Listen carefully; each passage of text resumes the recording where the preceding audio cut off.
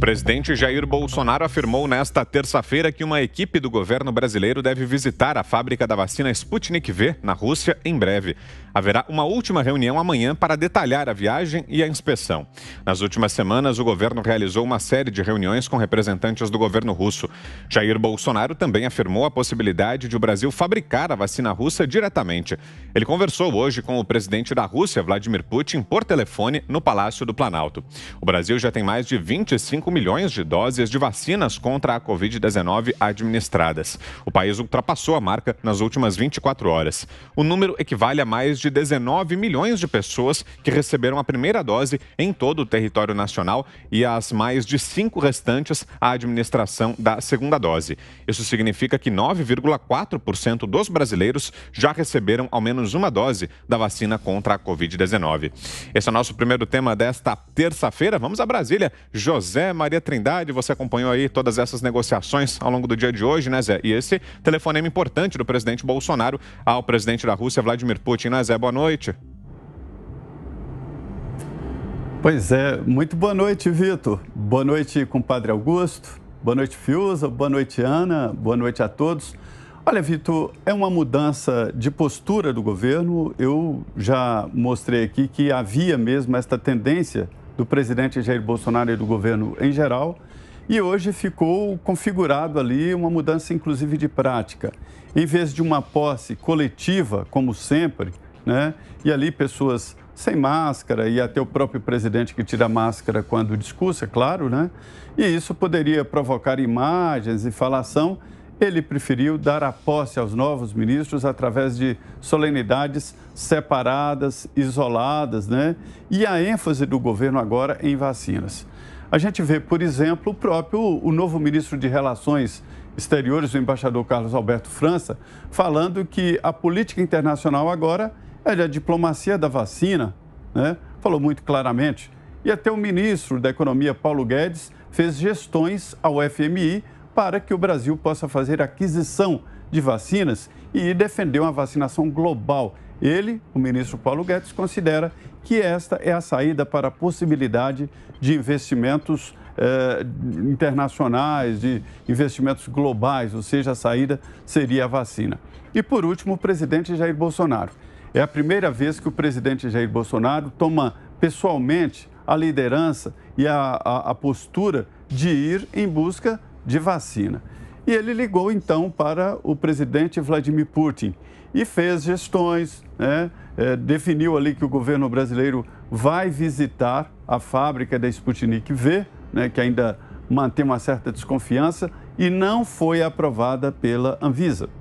O argumento da Anvisa para ainda não aprovação da Sputnik V é de que faltam documentos e dados estão incompletos e que não há comprovação da possibilidade da Sputnik de imunizar e muito menos da segurança da vacina. Os representantes da Sputnik no Brasil dizem que já apresentaram à Anvisa que há um mal-entendido e que vão comprovar todas essas garantias, né? Tanto de imunização como de segurança. Então, é sim uma nova postura do governo. Até o presidente do Banco Central entrou na história e a força é total.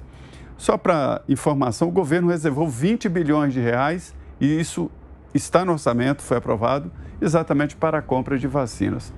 É essa a nova realidade do governo, viu? Queremos ouvi-lo também, Guilherme Fiuza. Boa noite, Fiuza. Salve, Vitor Brown, mestre Augusto Nunes, Zé Maria Trindade, Ana Paula Henkel. Boa noite a você. É isso aí, o governo ele procura ter uma salvaguarda clara da sua política de imunização, né? Essa questão foi muito politizada, tem sido, né? Nós vimos, por exemplo, aí o presidente do Senado, né, que é o presidente do Congresso, o senador Rodrigo Pacheco, recentemente, alguns dias atrás, trazendo ali premissas de que o governo atrasou, né, o cronograma, de que falta coordenação nacional. Eu acho que é isso aí, o nome do jogo político é dar a bicada no governo federal, né? Eu acho que estão né, todos os que estão fazendo política por aí, inclusive no judiciário, né, legislativo, governadores, estão realmente apostando em estigmatizar, né, o governo federal, para tentar poder acusar o governo federal de não ter sido eficaz, né, no combate à pandemia. E a questão da vacina é uma das mais visíveis, né? Então, os adversários políticos sonham com isso, estão exercendo isso. Eu acho que essa crítica, por exemplo, do Rodrigo Pacheco, né, é uma crítica que é facilmente contrastável, né, porque o governo pode-se dizer que começou a comprar vacinas no momento em que achou que tinha os dados suficientes conferidos pela autoridade sanitária, e é assim que tem que ser, mas está valendo tudo, né? Então, eu acho que é isso. O governo, de fato, o ministro Paulo Guedes ele não declarou nenhuma nem duas vezes, ele tem trazido reiteradamente essa ideia de que a vacinação em massa é a saída para a crise. Eu acho que quem acompanha aqui a minha observação desse assunto sabe que eu tenho uma série de reservas, mas não vou precisar reiterar aqui, se for o caso a gente fala mais adiante. Mas sim, o governo quer apresentar, né, uma política o mais expansiva possível, né, de oferta de imunizantes, talvez acreditando que isso seja uma das saídas da pandemia e, com certeza, se salvaguardando politicamente desse tipo de crítica. E você, Augusto Nunes, como está acompanhando, Augusto, esse trabalho do governo, esse esforço aí na tentativa de ampliar o número de vacinas disponíveis? Boa noite, Augusto. Boa noite, grande Vitor. Boa noite, meu compadre Zé, minha parceira querida Ana Paula, meu irmão Guilherme Fiuza. Boa noite a você que nos acompanha. Olha, a politização da pandemia é tão grande que eu acho que o presidente da República faz muito bem em prevenir-se contra acusações de que ele também é contra a vacina e quer que faltem vacinas, porque ele é genocida, né? Então isso seria coerente com o comportamento que os opositores, né, sobretudo da imprensa, atribuem a ele. Eu acho que faz muito bem Bolsonaro de colocar tantas vacinas quanto forem necessárias à disposição dos interessados em vacinar-se.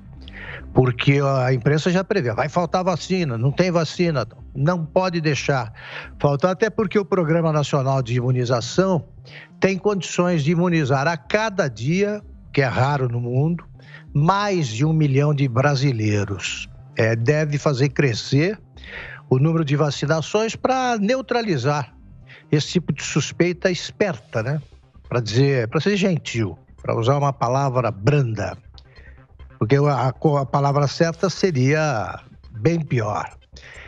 Então é o seguinte, amanhã, não tenho dúvida, os jornais vão apresentar a Sputnik como a única que não funciona. E por isso que o Bolsonaro foi buscar. Até agora estava normal. Ela foi usada, se eu não estou enganado, foi usada na Argentina, então ninguém falou nada, né?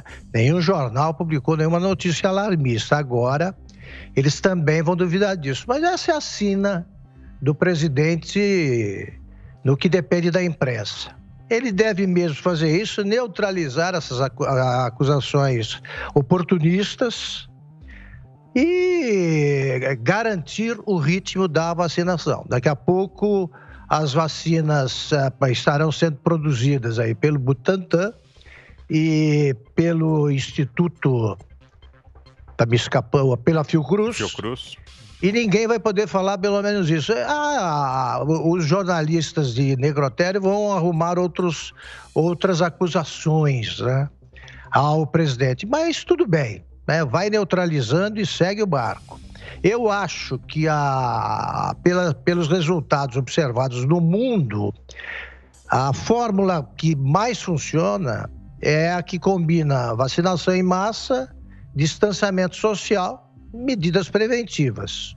É isso.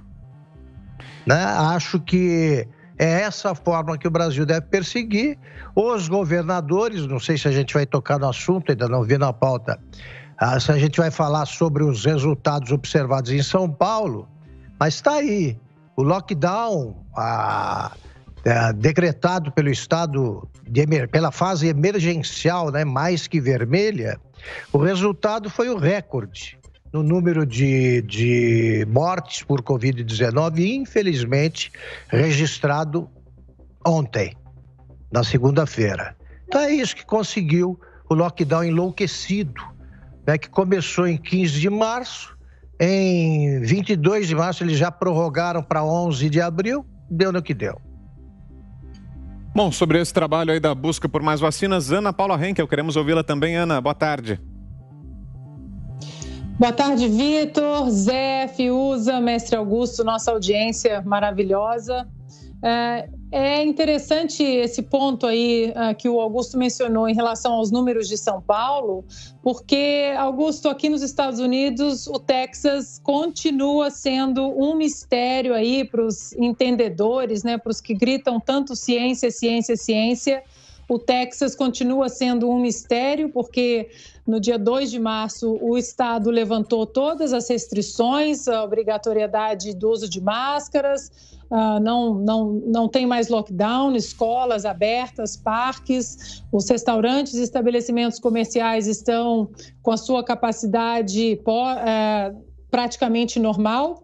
Obviamente que as pessoas têm uma conscientização e não estão aglomerando, usam máscaras, quem quer usa máscara nos ambientes fechados, mas a vida está seguindo. E o Texas, os números dos contaminados no Texas continua caindo drasticamente. Aí quem fala, mas é porque o Texas está vacinando de uma maneira rápida. Não está. O Texas, para a população que está com a segunda dose completa, né, ou seja, a imunização completa, aí hoje está na casa dos 15% mais ou menos. O Texas está lá embaixo no ranking dos estados aí com o maior número de habitantes vacinados, então não tem essa imunização completa. O que os especialistas também dizem é que para esse número começar a cair, né, dos contaminados, essa imunização teria que chegar a mais ou menos 30%, 35%. E o Texas ainda está em 15%. Então, continua sendo um mistério. Acho que o Texas vai ensinar muito, não apenas para os Estados Unidos, mas para o mundo em relação ao lockdown, a medidas de distanciamento, higienização das mãos, mas também a vida que segue de uma maneira responsável.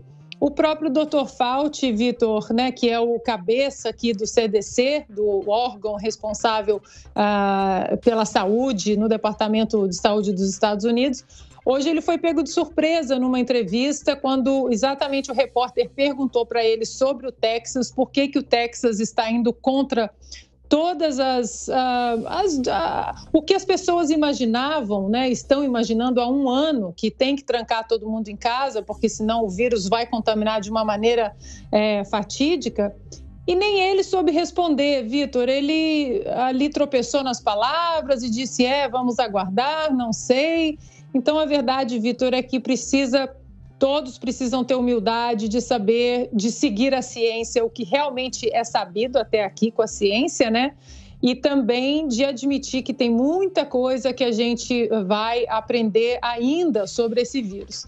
E sobre as vacinas aí, eu acho que o presidente está certo, né, de buscar mais vacinas para o Brasil. A gente precisa entender exatamente os protocolos que a Anvisa vai requisitar para mais essa vacina. E lembrando também, Vitor, aí vai contra algumas falácias que a imprensa prega diariamente no Brasil sobre o problema das vacinas do Brasil, que o governo federal é irresponsável. Não custa a gente lembrar que dois países muito organizados e ricos também, o Japão e a Suíça, estão com problemas de vacinação também. O Japão sofre uma lentidão não apenas na aquisição de vacinas, mas também ali no sistema de vacinar a sua população, e a Suíça também. E um último ponto, Vitor, a própria OMS disse que está preocupada com a lentidão da vacinação também na União Europeia. Então, esse problema em relação a vacinas não é só no Brasil.